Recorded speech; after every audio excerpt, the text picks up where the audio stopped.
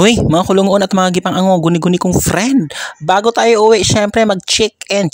Mag-check-in muna tayo doon sa hotel sa may malapit sa airport. Syempre ito sa may Pasay City. Oo. So ngayon puntahan natin ang aming kwarto. Oo, syempre. Lisod po, di kwarto ni mo. Bito, ay blaparong ka mga buang ka. Tanga-tanga ka. Char lang. So ngayon punta tayo doon sa elevator. Third floor kami eh. O, sige, buksan natin yung elevator. Go, buksan mo na elevator. So ayan na.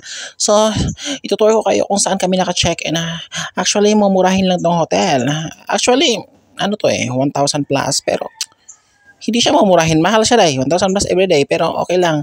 Hindi ko naman bet yung furnish nila eh. Parang ano eh, bago lang tong hotel na to. Parang hindi pa tapos.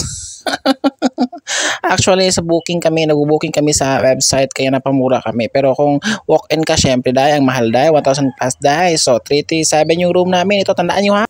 Ma, open the door. So, kung maka-English mo correct. So, this is our room. Oh, ito na yung room namin. Oh, di ba? Sobrang kalat. Mga damak eh. So, ngayon, ito. So, mauni mo ang hotel na girentahan kasi kailangan namin malapit sa airport kasi nga, bukas, tomorrow is flight na namin. So, rest muna kami dito for a while. So, yan lang. So, see ya. Muna magtala.